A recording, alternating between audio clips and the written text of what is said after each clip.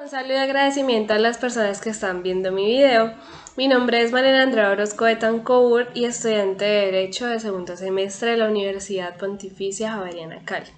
El día de hoy vengo a hablarles sobre un tema muy especial y de demasiada relevancia para mi carrera, que es sobre la hermenéutica jurídica. Este tema del que voy a hablar no es en sí de la hermenéutica jurídica, sino que es un tema que se deriva de él, que es el juicio de hecho y el juicio de derecho. Entonces, para darle comienzo, voy a iniciar dando una breve explicación de lo que es la hermenéutica jurídica, muy someramente. Entonces, la hermenéutica jurídica se considera como el arte de interpretar y comprender los textos jurídicos. Y añadiendo que la Corte Constitucional Colombiana, en una sentencia que es la C-820 de 2006, menciona que la hermenéutica jurídica se entiende como la actividad dirigida a encontrar una solución a un conflicto o a un problema jurídico que se someta al sentido o al estudio de un intérprete. En resumen, la hermenéutica es toda actividad y desarrollo analítico de interpretación que hacemos para dar solución o una correcta solución que siempre debe ser objetivamente, no subjetiva, a un problema jurídico. Entonces, porque la hermenéutica nos ayuda en eso, a tener un pensamiento objetivo y nos aparta totalmente de la subjetividad.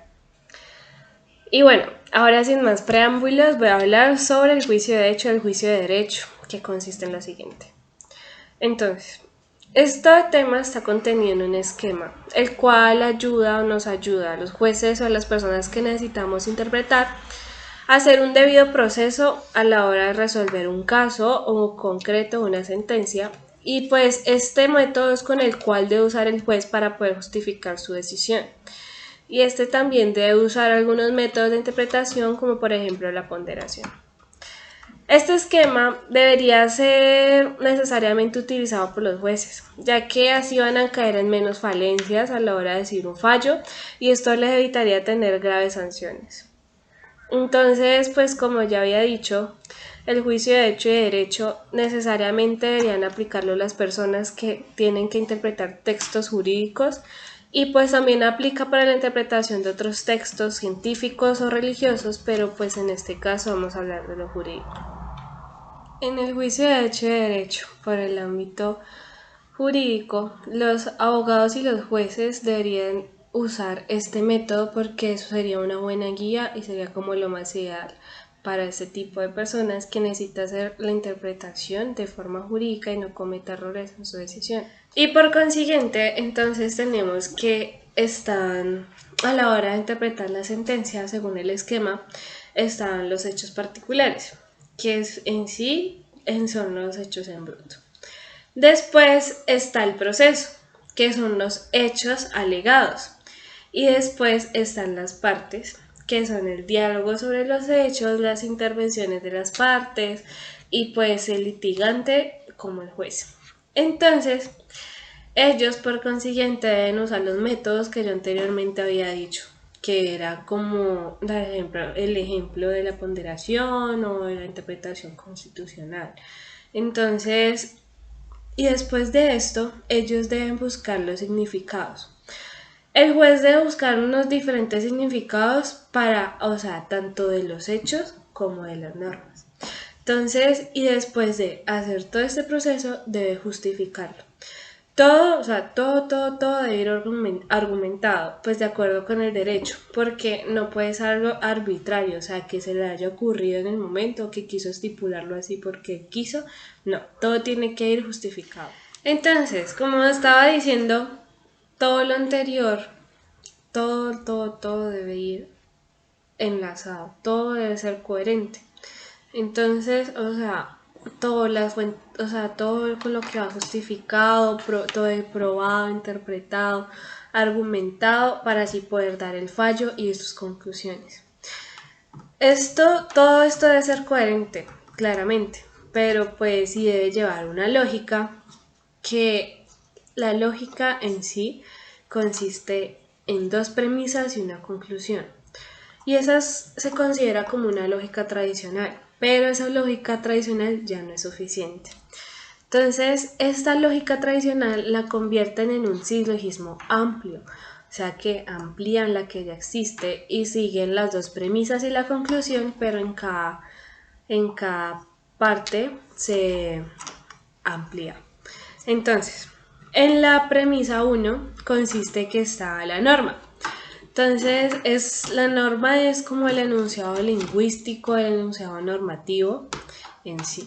Entonces, para esto debe ir probado, debe buscar el significado en las normas.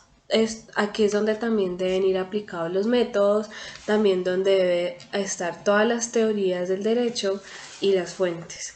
Esta premisa 1, como había dicho anteriormente, es la premisa mayor, que es donde se encuentra el juicio de derecho. Por consiguiente, tenemos la premisa número 2, que es la premisa menor, que es donde se prueban los hechos y se muestra la realidad en sí. Aquí es donde nos encontramos con el juicio de hecho, donde están los testimonios, todo lo que son las pruebas documentadas, todas las pruebas posibles que se puedan hacer. Y por último tenemos que la conclusión es el fallo, y aquí es donde nos encontramos con la norma en particular. Entonces, todo este silogismo amplio es lo que tiene que hacer el juez. Es muy necesario para darle coherencia a la decisión, como me ha dicho antes, y el proceso que tiene que llevar él. El juez, para poder decidir, debe hacer muchos silogismos en sí. Tú al momento de pensar estás haciendo silogismos. Entonces esto, el pensar metódicamente, nos lleva a hacer un buen proceso de todo. Entonces este tema va conformado por la premisa mayor, que es donde en sí sería la norma. Si es A, debe ser B. La premisa menor son los hechos y por último la conclusión es la subsunción, donde si H, que son los hechos, vale como A y debe ser B. Entonces aquí voy a seguir explicando pues el procedimiento rápidamente del silogismo, que consiste en 5 pasos. Entonces primero hay que buscar el enunciado normativo, que es la ley o la norma. Segundo, hay que interpretarlo. Aquí pues es donde usamos los métodos, si es histórico, sistemático, si es de ponderación o una interpretación conforme a la Constitución. Entonces, por tercero, debemos justificar el porqué de esta interpretación que decidimos, que ya sería la ratio decidendi en la sentencia. Y por último, por antepenúltimo, una vez establecido el significado, debe seguirse la valoración de los hechos, o sea, que ya sería el juicio de hecho. Y por último, sería la subsunción, que es ya como el fallo y la decisión. Como podemos notar, en el primero y en el segundo y en el tercer paso están tratándose del juicio de derecho.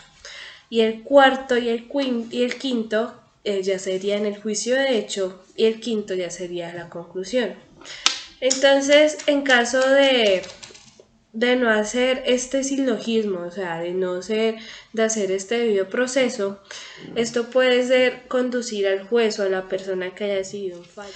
Y entonces, para que haya necesidad de hacer de uso de este silogismo, de este esquema por parte de los jueces o las personas que necesiten hacer alguna interpretación, pues en este caso, en el caso de los jueces, existen los que son los casos fáciles y los casos difíciles y los casos trágicos.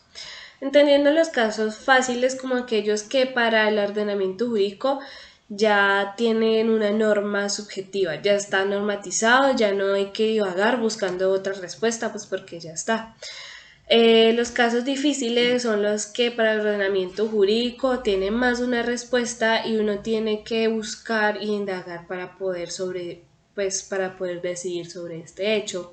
Entonces, pues sobre este caso, para poder hacer el fallo de forma correcta. Entonces aquí ya está, pues digamos, esto se puede dar por problemas en los hechos, por inconsistencias, o puede ser por unos problemas de la norma o por algunas lagunas que a veces existen. Los casos trágicos pues son los que se producen cuando, digamos, en relación con el caso no cabe, o sea, no se puede hallar una solución fácilmente que no vulnere algún valor fundamental del ser humano. Entonces, como ya sabemos, pues como es fundamental, pues esto genera un hilo pues delgadito para poder definir bien el fallo, y pues desde el punto de vista jurídico y moral esto es pues lo considera como los casos trágicos que se debe vulnerar algún derecho fundamental. Y bueno, esto fue todo, muchas gracias. Esto fue un poco el tema de juicio de hecho y derecho de la hermenéutica jurídica. Muchas gracias.